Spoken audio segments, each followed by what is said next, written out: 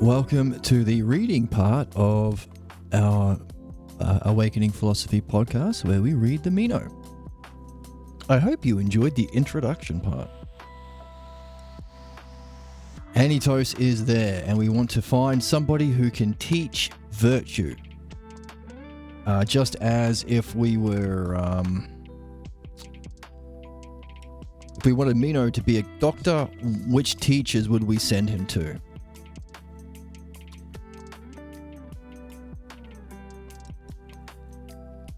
We'd send him to, what? If we wish Meno here to become a good doctor, to which teachers should we send self? Should we send him to doctors? Shoemaker we send to shoemakers. So we want somebody who is a good example of virtue to send people to, so we can learn virtue, right?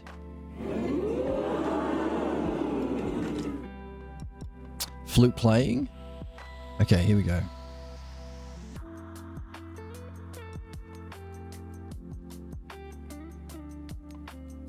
Okay, so concerning flute playing and the other arts, is it not also very foolish, on the one hand, for those who want to make someone a flute player not to intend to send him to those who profess to teach the art and exact a fee? But on the other hand, to trouble others by seeking to learn a certain subject from those people who neither pretend to be teachers, nor is there a single student of learning of themselves, but we expect the one whom we sent to learn from selves. Does it not appear to you to be irrational? Anitos. Yes, by Zeus, it does to me indeed. And uneducated, indeed, besides. Socrates. Well said. Now then, you can now assist in coming along with me to advise your guest friend Meno concerning this. For he, O Anitos, has been telling me for some time that he desires that kind of wisdom and virtue by which human beings justly set in order their home and city, and take care of their own parents, and to know when to receive and when to send away both citizens and foreigners in a way that benefits a good man. So,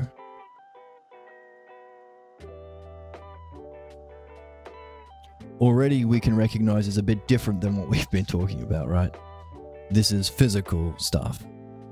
Your home, your city, power, city, foreigners, what's your foreign policy like? Do you get the good ones coming in? Coincidentally, at the time of recording, Trump has made a big display of letting in white South African farmers as migrants into America, while at the same time, you know the rest. So, political stuff, physical stuff, taking care of things at home and in the state. Consider whom we should send him that he may learn this virtue. But also there is the setting in order part and being just part. So it's the setting rightly in order and according to justice aspects that apply to what we are interested in, the ordering of our soul, to harmonize with reality such that we can follow the logos to our destiny, our highest goals. Think about that for a little bit.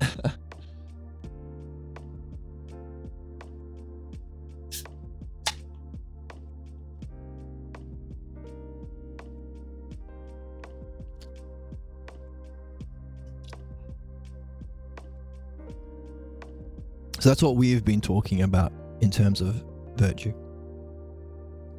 But those aspects, rightly setting in order and according to justice,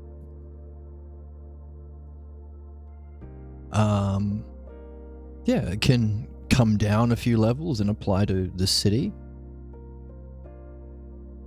Notice it's top down. We're not inferring or imagining a theory to explain based on our physical observations like materialist science. We are operating on a higher level, understanding the most meaningful goals and the true nature of self and reality, and the patterns that underlie all patterns, and then using them downward. Top-down kind of stuff. Who should we send him to that he may learn this virtue? Or is it clear from the account we just made that we should rightly send him to those who profess to be teachers of excellence/virtue, and who offer themselves publicly to all the Hellenes who wish to learn?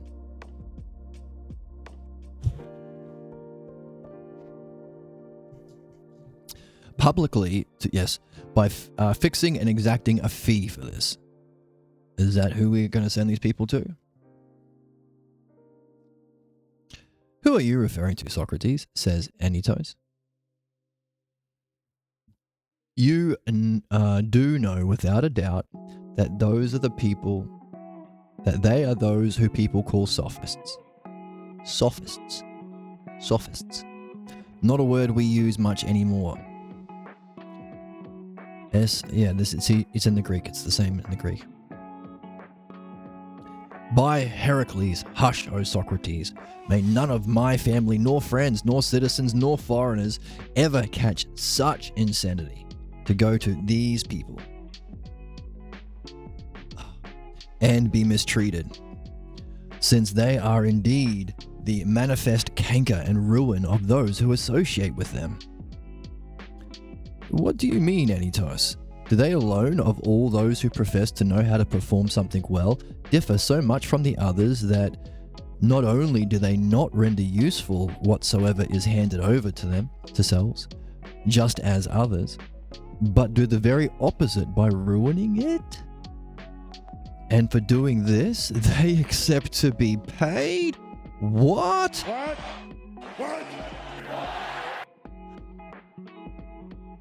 Therefore, I, for one, cannot put my trust in what you are saying, for I know of one man, Protagoras.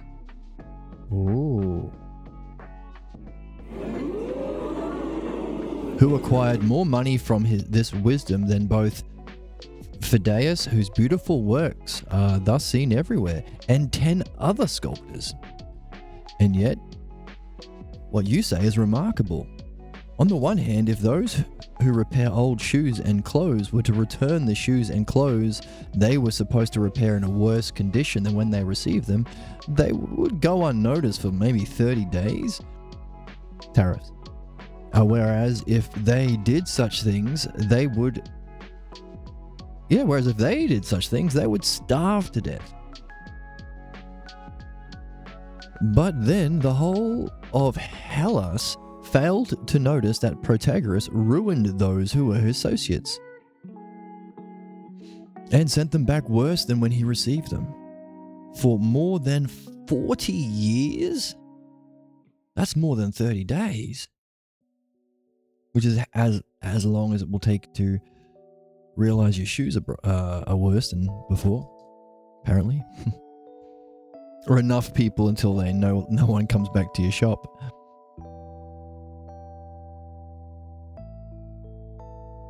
Forty years. Yet I think he died when he was near 70, and 40 of those years were spent in his art. And in all this time, even into this day, he has not ceased in keeping up his good reputation. Wow. I said. Wow. And not only Protagoras, but a whole host of others. Those who lived before him and others still living at the present time. Furthermore, are we to say that according to your logos, the sophists knowingly deceived and mistreat the young? Or are they unaware of it themselves? That's interesting because my mind immediately goes to the Catholic Church. They just recently held an election for the new Pope at the time of recording, and it was very funny and tragic at the same time to see a room full of very old men who are deciding on the fate of the universe for 50% of the population who are women, believe it or not. So what kind of batshit crazy group excludes women? Definitely not Socrates, not philosophy, that's for sure. We make that plain and clear. And Socrates' teacher was Diotima, who was a lady of all people. Can you believe it? Yes, of course you can. You wouldn't be here if you were the sort of person who couldn't.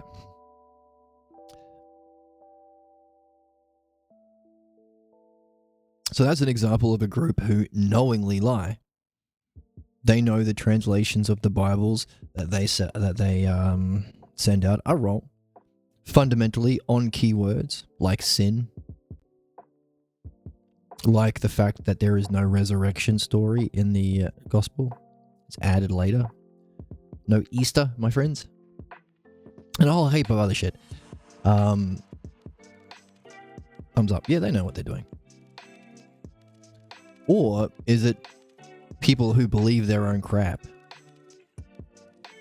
Oh, hey, let's not even say that. Let's say like modern academics or psychologists, let's say, who lack an understanding of the logos and therefore will have some sort of projection of their pathologos. They're not aware of it. I don't think they're on the ball. Which of the two is it like? And if this is so, then we must consider the sophists to be insane, the very ones who profess to be the wisest of human beings. This is insanity, Anytos. They must indeed be quite insane, Socrates, says Anytos in reply. But far more insane are the young men who gave their money to them. And even more insane than them are their relatives, those who entrusted their young to the care of these men. And most especially insane of all are the cities who allowed them to enter in. And did not drive them out, whether such an attempt is made by a citizen or a foreigner. So levels of insanity according to Anytos.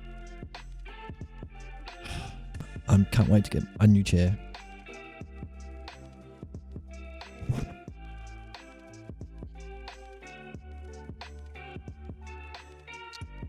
Maybe I'll boost the lighting a little bit too.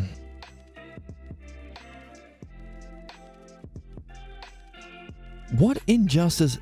So after that bit of a rant by Anytos, Socrates comes in. Jesus, man, what injustice have you undergone from these sophists? Anytos, or why else would you be so hard to them? No, by Zeus, says Anytos, I have never associated with any of them, nor would I allow anyone else of my own family. But you have, oh, how about this? Socrates. But,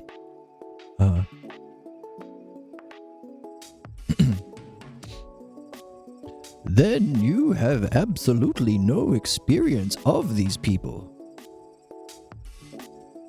And may it remain so. This is Anytos. This is Socrates. Then, no blessed one, how can you know about this reality, whether it has anything good in itself or whether it is worthless, if you have absolutely no experience? What?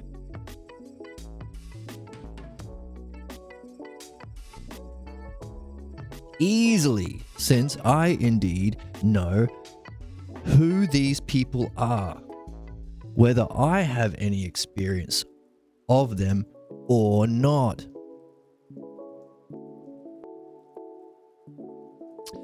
Ooh, perhaps you are a seer. Oh, Anytos, since in what other way could you know about them? For from that which you yourself say about them, and I am left to wonder. However, okay, what's that mean?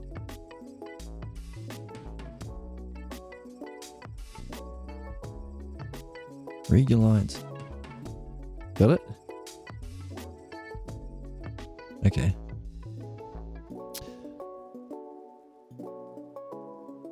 Are you a seer? Are you a seer? Since in what other way could you know about them? For from that which you yourself say about them, I am left to wonder. However, let us not try to find out who those are, and to whom Meno can go to become worthless. For on the one hand, let them be the sophists, if you wish. I'm not going to fight you on that, Anytos. You are too big and angry of a dinosaur.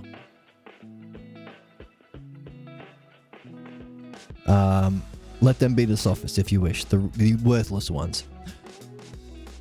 But on the other hand, to do a good deed and tell us who those others are for the sake of your paternal companion, so friend on your dad's side, Meno here. Or maybe paternal is like a way of relating virtuously to your fellow man, to your friends.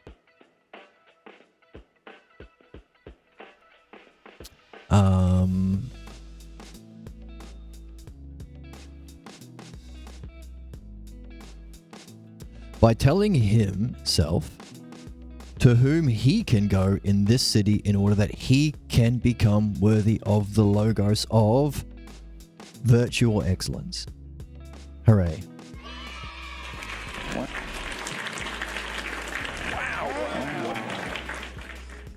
Which I just now explained, says Socrates.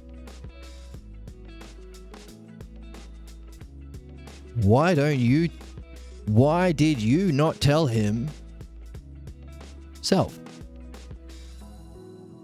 On the one hand, I did say who I thought to be teachers of these. But on the other hand, as you say, I happen to be speaking nonsense. And perhaps what you say is right. So then, do you share, and tell himself, we highlighted it, to which Athenians he may go. Tell him any name you wish. Anyone who can teach you how to be a good person, the excellence person, the virtue person. Anytos. But why must I be confined to one particular name? My uncle knows what it means to be good. My dad does. My mum does. She's a saint. I'm kidding. I'm pretending it's a Pater logo. It's the midwifery book, which is very funny. Thank you. So tell him which self to go. Tell himself to which Athenians he must go. Name anyone you wish. Oh, it's Socrates talking. Name anyone you wish. Anytos. Why one person? Why must I be confined to, hey, welcome. Long time I was not here. You come back at a good time because now we're doing puppet shows. This is Socrates, the wise phoenix that rose from the ashes of ignorance. And this is Anytos, very angry Athenian man who has entered the conversation that Socrates was having with Meno about what is virtue or the excellence or what it means to be a good, not just being a good person, but functioning as a good person as well. Like, what's the best we can be? Meno wants to know whether it can be taught. Socrates keeps bonking him on the head and saying, you don't know what it is yet. You're wrong about what it is.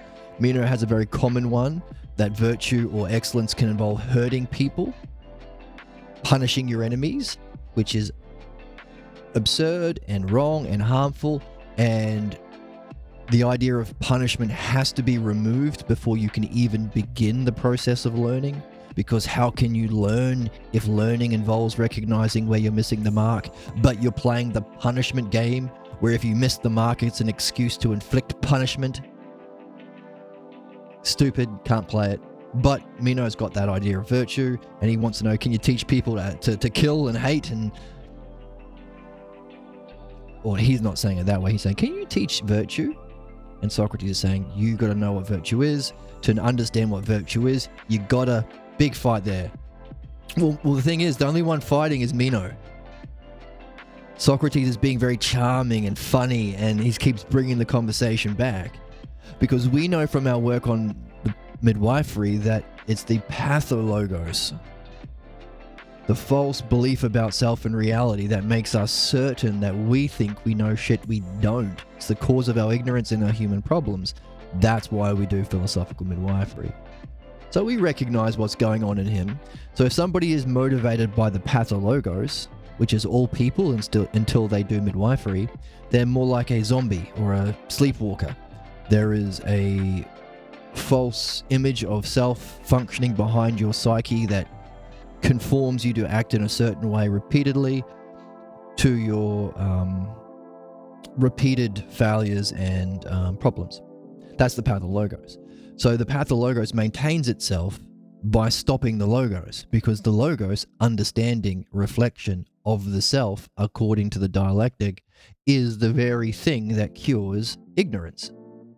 So it has to stop the logos. And Socrates is the personification of the logos. He's someone who we are suspecting is demonstrating the mastery of the logos, the art of the logos.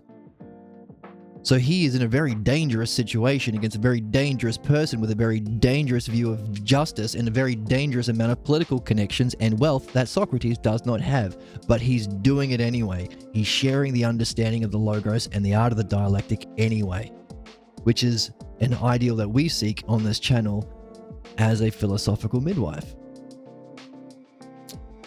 So we know that's going on because we're also reading the midwifery book on the pathologos while we learn about the dialectic and logos positively, or not removing our problems, but using it in the world to reach our highest goals. That's what we're doing here.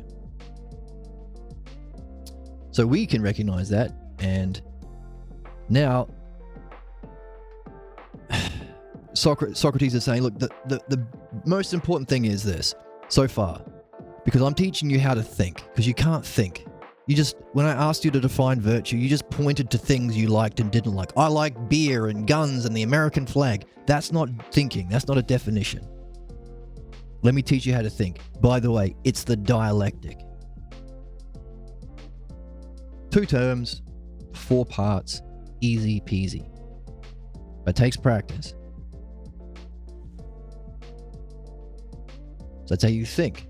By the way, when you said that you understood justice, I asked you to explain it, and you didn't explain it in any decent way either.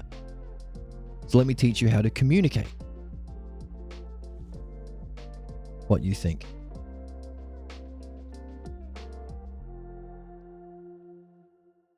And that's what Socrates has demonstrated over and over. But as Socrates communicates the logos and he made a big distinction, we're not enemies so long as you are in good faith. If you pretend you don't understand things you do, then you're being a dick and you're not following the logos. And if you're being like that, then Socrates is going to be hard with you and say, hey, look, you can't just say, oh, I don't think that.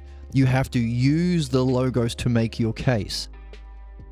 But if you're not being one of those debate bros or right-wingers or people who misuse words to win a debate and not to actually seek knowledge and truth together, collectively, then I'll treat you like a friend. And that the way of treating someone like a friend is he called the way of the dialectician. So Socrates is navigating all that.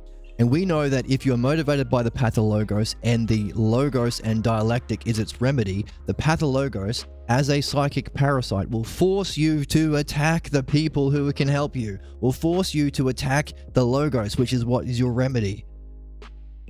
This is something we have to be aware of if we seek to be ourselves, because to be ourselves is to talk about what's most significant that we're seeing about the self, which is the logos. And to be harmonized to the logos is to be authentically yourself. And to function through the logos is how to think. Number 1, how to understand and define something, because Meno couldn't even define something. How to communicate. How to be a friend. And maybe even communicate in a way that can reach Meno despite his privilege, despite his upbringing, despite his certainty and arrogance. Despite him attacking Socrates, who's older and wiser and better than him. despite him trying to lead the conversation, as these sorts of people want to do. And Socrates makes a little joke, diffuses the situation, and says the same thing over and over. Now let's get back to the question. Now let's get back to the question. Now let's get back to the question. What is virtue? Now, of course, to wonder about that question, you better know how to reflect, dialectic. To understand it, you better know how to understand, dialectic. To communicate that understanding, you better know how to communicate well, dialectic.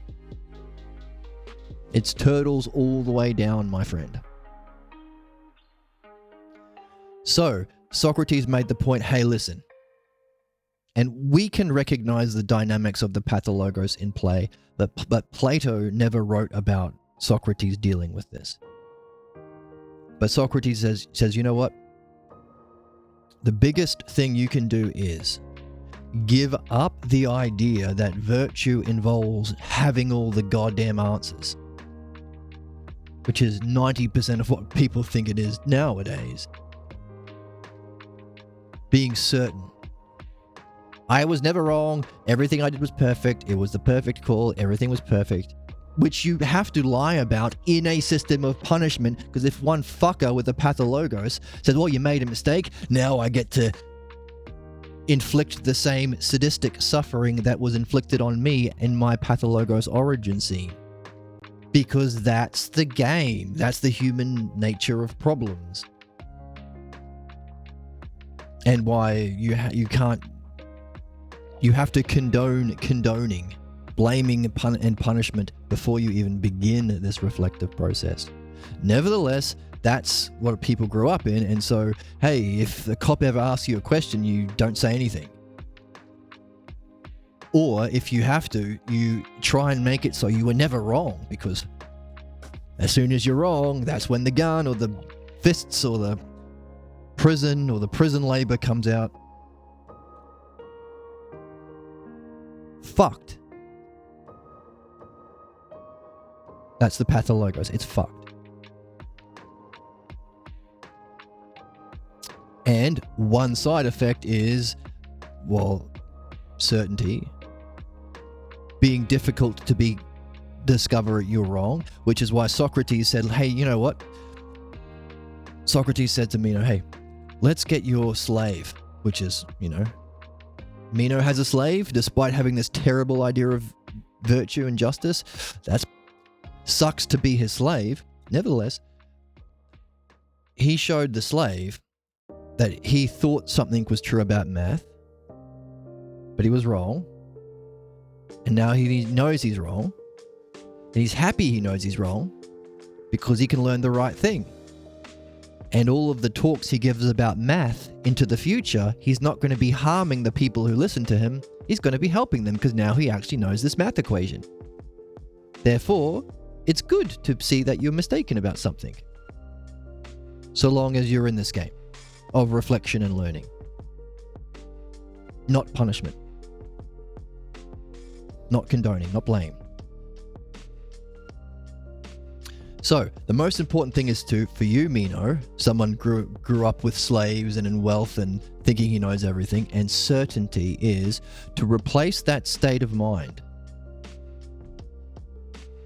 with a different state of mind, which is not having all the answers, it's being empty of all the answers. It's not being certain, it's being curious. It's not being at ease, it's being puzzled and wondering. It's not knowing, it's not knowing.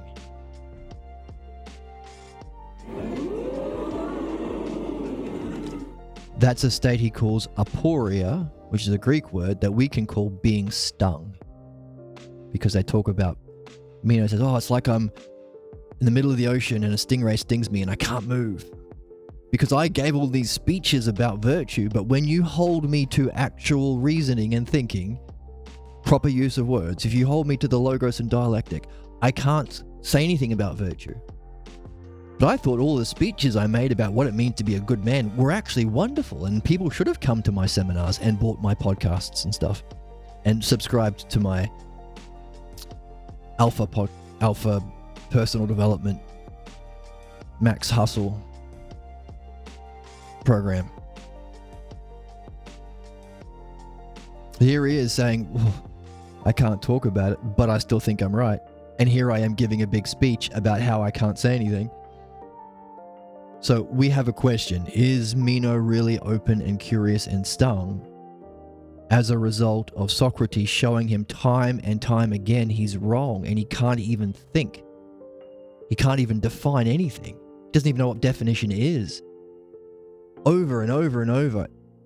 Does Meno really think he doesn't know? The way he's claiming and is stung. This is important because we can recognize this in ourselves.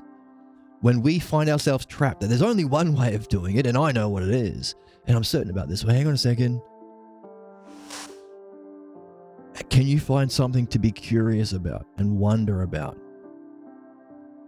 Because that might be a state of mind, certainty, that is the unification of all of your pathologos, beliefs, and cultural beliefs and problems.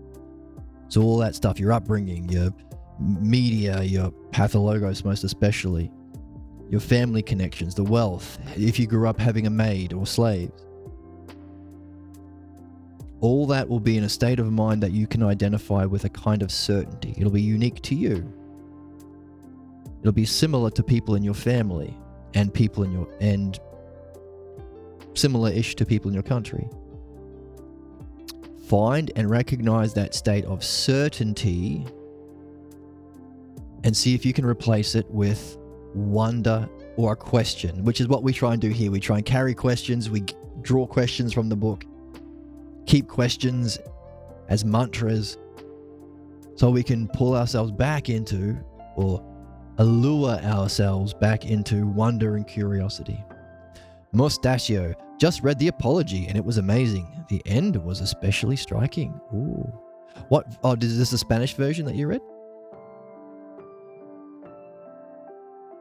I think you might find a Balboa version too. I'd love to hear your comparison between the two.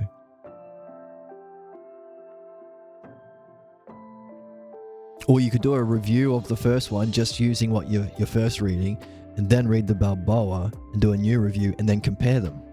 I did read it in English. Oh, interesting. Was it the Balboa or the Rouse, or where'd you find it? If you do like a little essay and compare them, and then do a third essay comparing the two, please share it on the Discord or something so we can benefit from your work.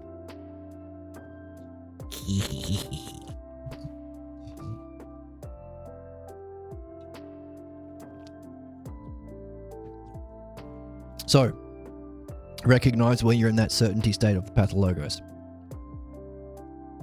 Yeah. Look for the Balboa translation. But do a review. Let us know what you think first before you, if you want to, if you think it's going to be fun. You can even practice the dialectic.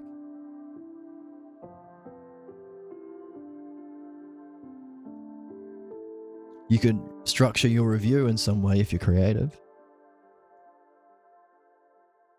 that matches the 4 categories, or even 8 of the dialectic. Here we go. Structure of the dialectic. Whatever your term is, define it. Then how does it function? So define it itself according to itself. How does that self function to others? So what are you going to define? What was the key idea of the book? Maybe several. Now, those others affected by that demonstration, how do they affect other people? Or, another way of looking at this, how does this function in many other areas? Or the specific area of the book? So let's say it was about wisdom. From reading that book, wisdom. Give a definition of wisdom according to itself, self itself. How does wisdom function? How does wisdom function specifically in the apology? And is there a demonstration in the book of what would happen if wisdom wasn't? This wisdom you've defined and you've seen how it functions. What if it doesn't exist? in this particular division. And then from exploring that, is there one key theme or idea about wisdom that comes out from here? A key idea or a causal idea or a repeating theme or whatever, up to you. It's your puzzle and wonder. That's the conclusion. That's the synthesis, that key theme that comes out, and then you take that key theme and you take it back to the original definition. That's analysis. That's the two parts. Just using the book, just using the terms from the book. So no interpretation, if you can help it. I suppose there's going to be some understanding of these things that you bring with you, but ideally using the key terms and definitions from the book. And if you're really having fun with it, take that definition of wisdom and create a universe where it doesn't exist. Then have 4 more categories, so you've got 8 in total. It's a dialectic. This is what Socrates has been showing to Meno that he needs to learn, because that's how you think properly. He needs to learn it because that's how you learn how to define something properly. He needs to learn it because that's how you communicate to other people. You're not going to be much of a leader if you can't communicate to people. Also, it's a practice that opens you up. If what you are defining the ideas that we are focused on, like the apology or wisdom, then it's also the spiritual tradition. It's the activity of focusing your mind in a certain kind of a way with a question or aporia, not certainty, focused attention, so not listening to pathologos tangents as best you can, but with a rational, ordered way. That's the logos, that's the self-logos, which opens yourself up to the spiritual experience. So it's formally the spiritual pattern or method.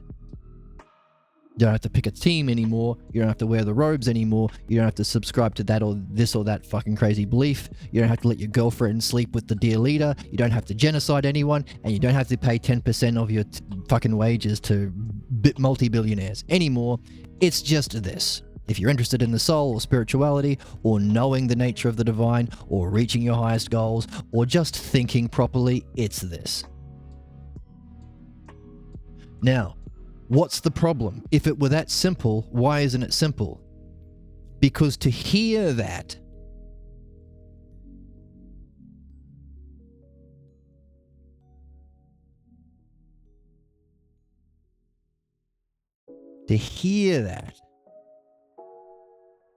and see it and understand it and use it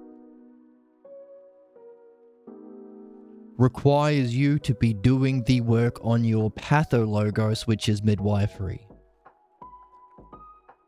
Because otherwise, all of that we've just said and just summarized, and we've seen it in the text, and we've followed the arguments, and we see it time and time again, is not going to feel true. It's not going to be your worldview. You're not going to feel through that and see through that and act through that. That's well and good, but surely religions should exist. Surely Taoism and Buddhism should still exist, and if there was a completely rational society. Rational doesn't mean a lack of humanness. It's the most humanness. It's a lack of conflict. It's a lack of violence. It's a lack of dividing and separating. We all can learn it. There's no teams. It's just human beings. Team self.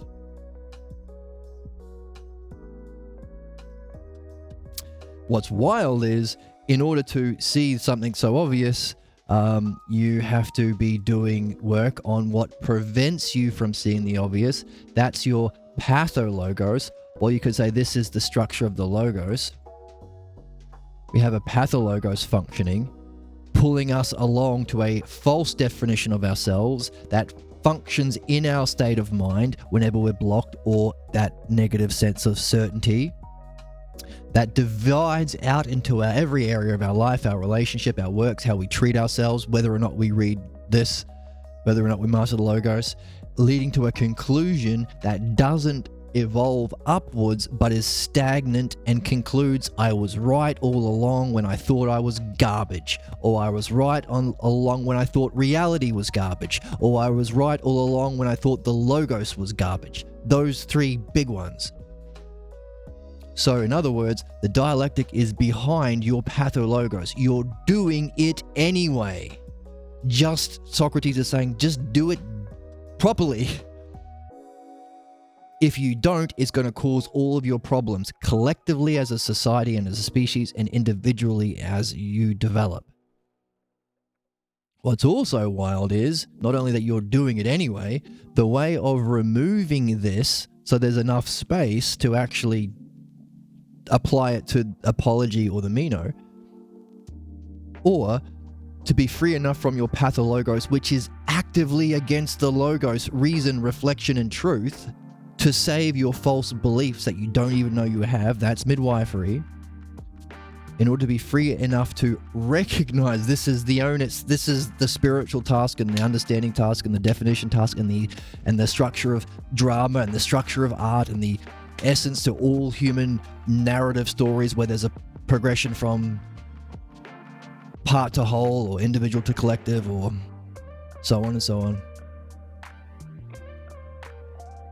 To see that, hear it, listen to it, acknowledge it, use it, tell your friends about it, send emails out about it, you have to be free enough from the pathologos that prevents you from seeing that. Like literally, you can, I don't know if you've like, maybe you remember when you like had a real big crush on a girl who you thought was way out of your league, and maybe she said something to you and you didn't hear it, like, and your mate's like, oh, why didn't you say something? She didn't say that about me, did she? You can literally censor it out. You can struggle to hear it or comprehend it. Because of, this is the wild part, because of your pathologos, which is the same thing anyway, but it's just false and based on images and not the logos.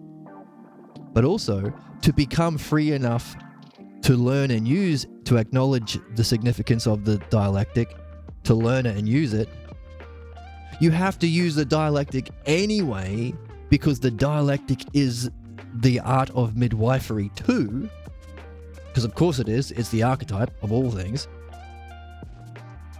So you have to use the dialectic on your hidden dialectic, even though you're opposed to the dialectic because of that hidden parasite, and benefit from the dialectic, from somebody else's, the midwife, like me or you or your friends, whoever else is doing this too, benefit from the midwife's mastery of the dialectic, so you can be free to see the value of the dialectic and master it yourself and continue the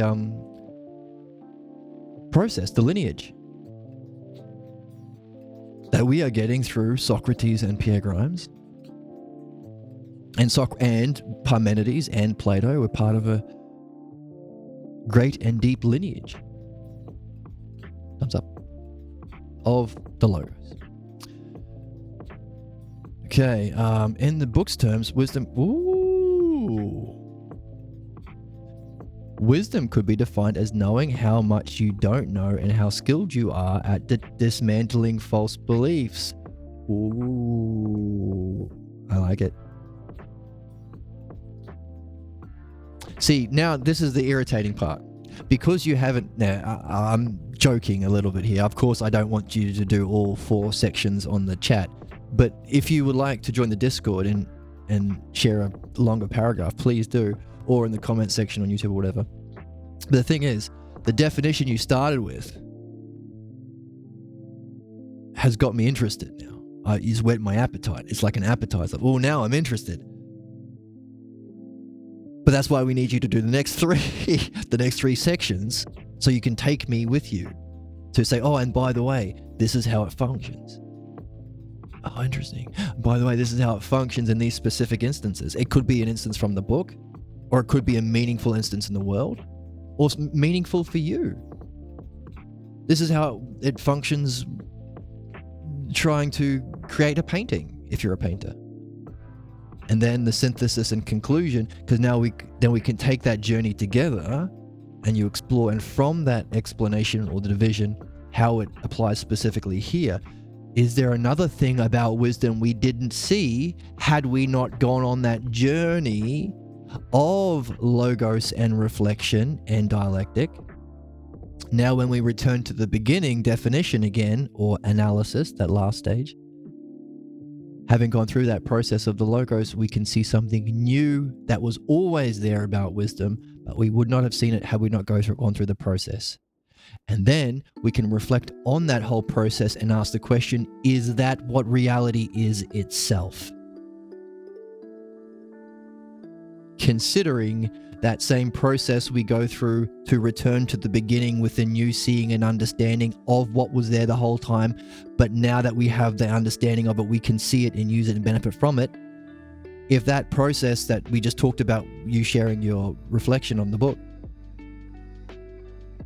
is the structure of the dialectic, and we just heard from Socrates that the dialectic isn't just the structure of you sharing your art critique, the highest form of critique, like dialectic, let's just say. The same thing we're going through the same thing that we are using to go through with your summary and reflection and sharing it to benefit us, is understanding, is definition, is communication, is the paradigm behind reality, is the paradigm behind mythology. It's the paradigm of paradigms. Therefore, we can go from the individual to the whole, or the part to the whole.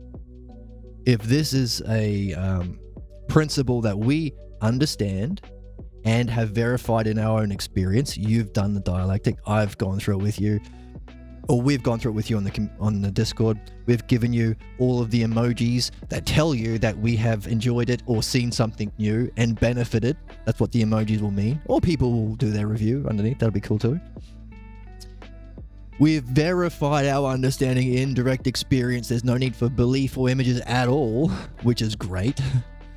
But then we can take the next step of saying, hang on a second. If this is a principle of what we have understood and confirmed in our experience for following the dialectic, and the dialectic is everywhere, could this be the structure of reality itself? And answering the question, if we are from self, if there is a single cause, the one self, why does it emanate in a certain sort of a way, giving birth to us as souls who are ignorant and suffer from our ignorance and find false beliefs in its place and have to go through learning this art just to return to where we began to in the beginning? How can that be fair, considering all of the temporal or time-based suffering that's happening right now, and inequality and injustice and genocides? How can it be worth it? And how can we do what we're here to do so we don't have to keep doing the bad stuff?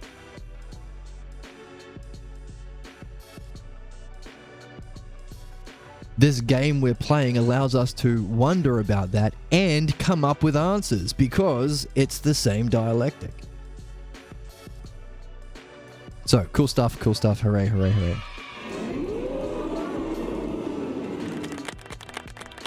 But again, only if you want to. I mean, this isn't homework. This is if you find it fun. Here are some other people who also find this stuff fun. We'll read your stuff. And we'll give you all of the emoji responses. Wanting some ideal is also vital. Cool. Did he specifically talk about the dialectic in a certain book? Oh, all of them. It's all the way through all of them. In this book we're reading, we've gone through it like a dozen times already. In the Phaedo, it's the key learning. It's the key. In the Phaedo, Socrates, that we've got on the channel, Socrates points out that if you go through this process of purifying your false images, perfecting yourself in the logos and dialectic, you can separate yourself from your body and experience the higher dimensions of self and reality without having to be like literally end of your life dead. It's still dead in that you're separated from your body, but you're not buried yet. And he says, by the way, once you're out of your body, you know what that means? You don't have to go to the bathroom every hour like I do because of the coffee that I drink. meaning you can stay focused for longer. And your pathologos impulses don't pull you away and distract you and tell you you're garbage or tell you you're not good enough or anything like that as much. I mean, it's still going to be there in some way because of, unless you've done midwifery too, but in other words, these are the ideal conditions for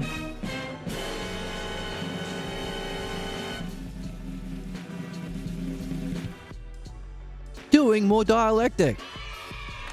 Wow. It's a win-win. A win-win-win-win-win. So yeah, so it's in all of them.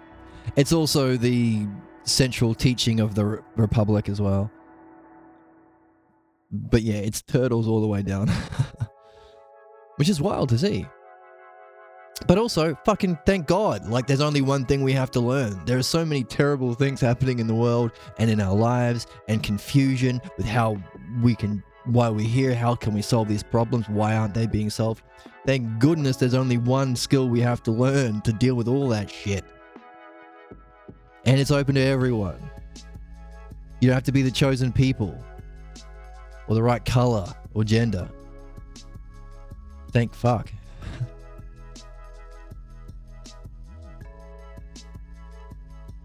Did he? Okay. Oh, I'm caught up. I'm caught up with the chat. But yeah, good point about the dialectic. We have gone through it many times, and Socrates has given us a few different examples. Now, we asked the question, hang on a second, if he's just given us 4 different examples of dialectic, could his examples be following the structure of dialectic itself? Could he be giving a dialectic on definition and a dialectic on depth?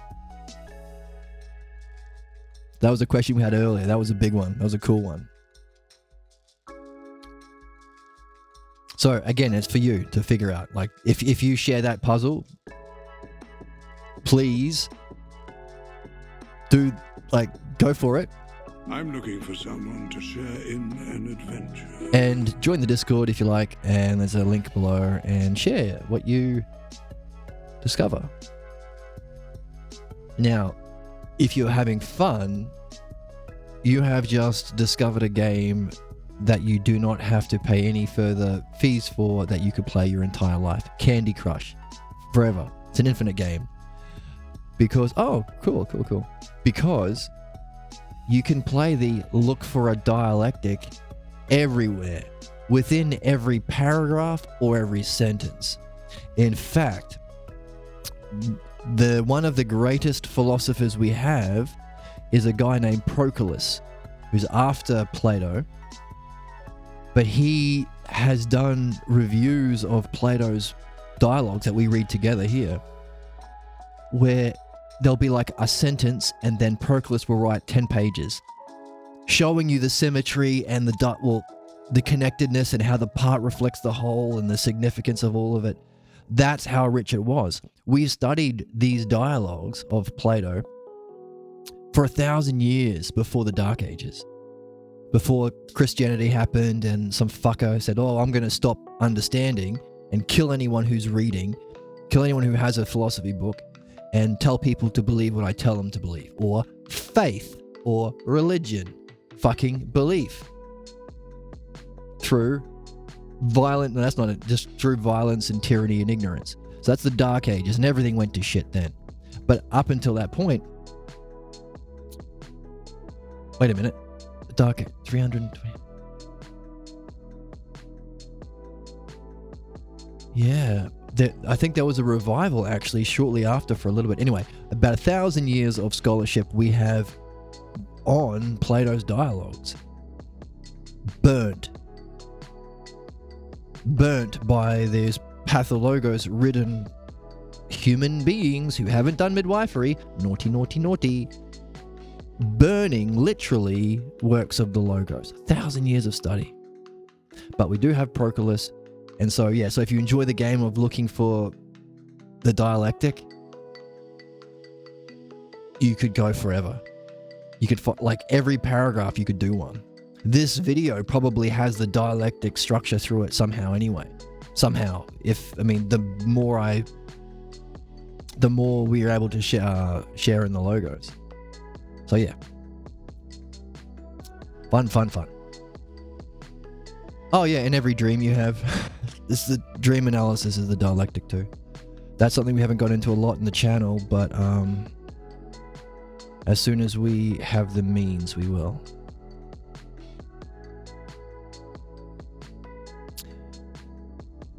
Okay. All right, actually, let's I'm just looking at the time.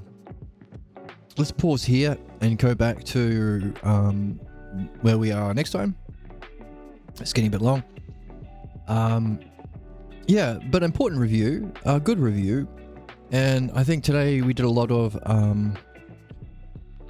applying it to our world, applying it to people who are doing similar work, applying it to understanding what's in store for us, applying it to understanding the world, applying it to understand the human game, simply pathologos to logos, out the game.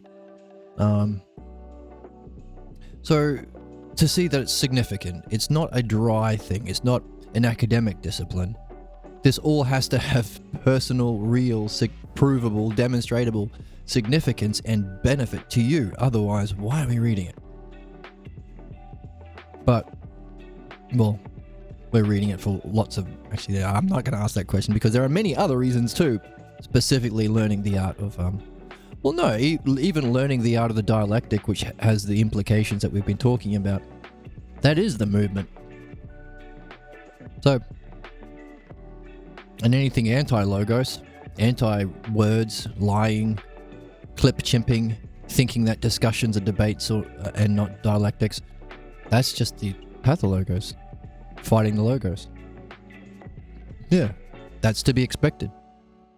It fights back as we learn the dialectic and use it. Understanding, application, understanding and knowledge. States of mind and logos, you could say. Yeah, all of the conflicts that we have is nothing other than the pathologos fighting back against our development of the dialectic to move from pathologos to the self-logos. Wow. It's a win-win. And Socrates is demonstrating that, perhaps at the highest level, or perhaps he's giving us a puzzle to solve that if we take on that challenge, will allow us to unlock virtue and the mastery of the dialectic at a higher level than even Socrates is demonstrating. Maybe he's not just demonstrating where our next goal is, but a goal beyond that too. Socrates has a habit of doing that, which is exciting and interesting, and one of the many reasons why can't wait until next stream where we do the Meno and pick up from here.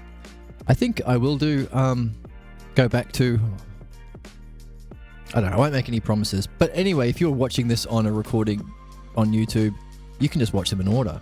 So what are you complaining about? Get over yourself.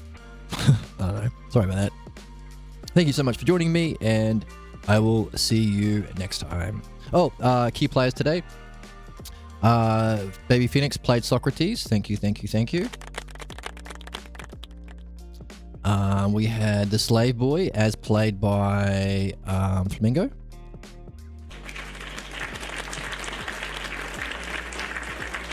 Okay, don't take too long. It wasn't a very big part, so you can sit down. We had Meno played by the Baby Chicken.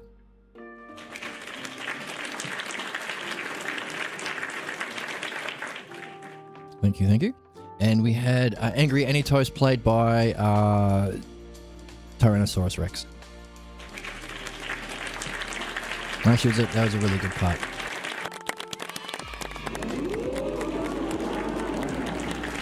That was really good. I don't want to eat a monkey. So those were the key players. Thank you once again, and I'll see you next time. Bye.